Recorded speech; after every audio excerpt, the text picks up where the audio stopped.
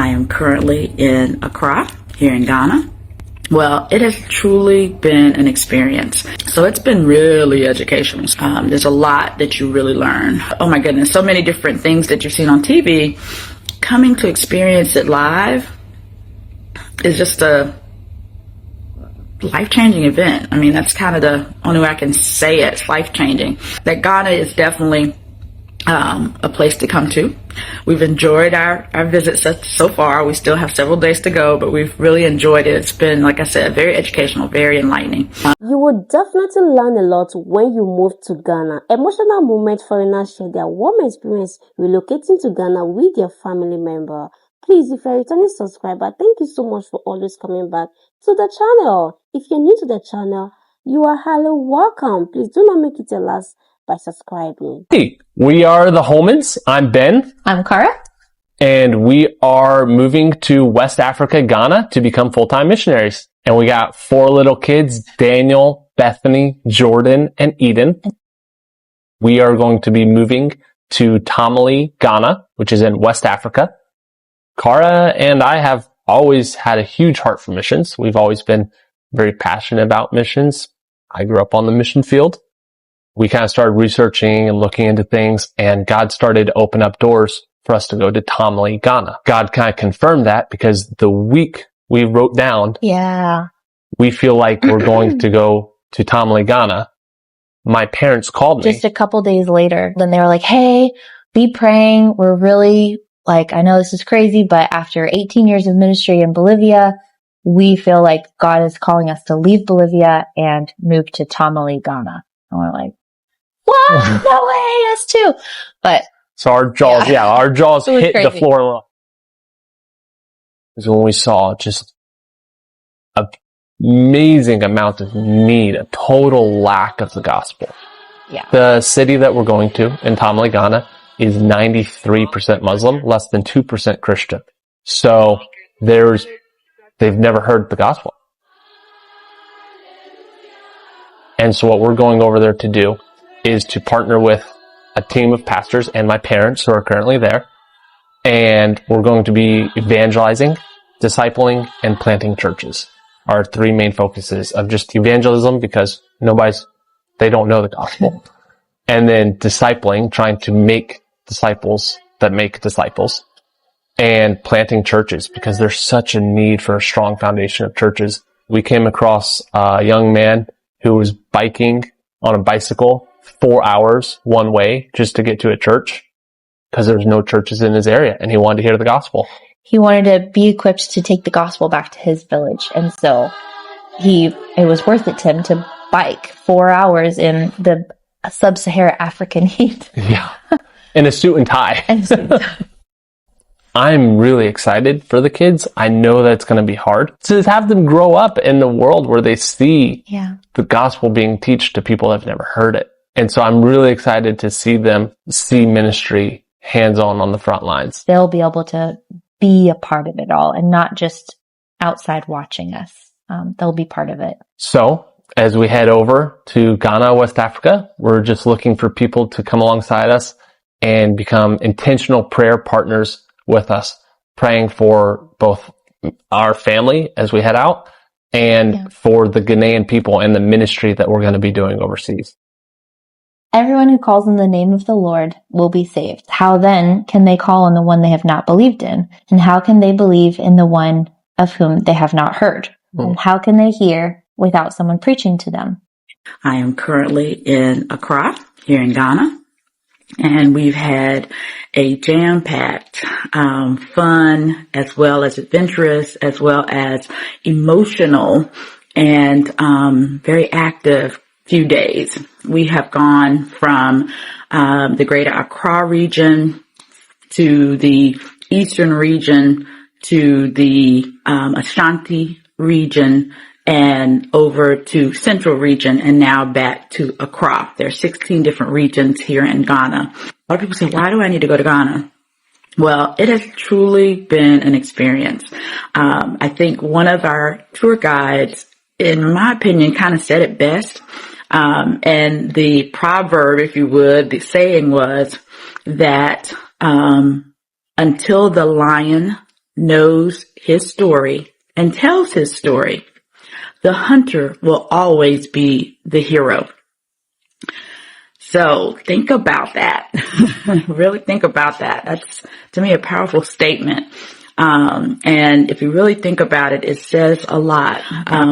There is history that is taught in schools that excludes some things. It definitely has some things in it, like predetermination of man, where it makes it very clear that, for an example, the British would find what they classified as savages, and it was their duty to cultivate them and to turn them into civilized man, to clothe them, to teach them Christianity, etc.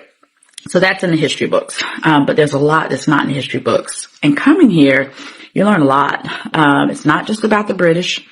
The Portuguese, the Spaniards, the Dutch, the Swedish, the Germans. There's a lot that went on. So it's been really educational. So if you're into history, if you're into, learning where you come from, where others come from, how it all started, basically.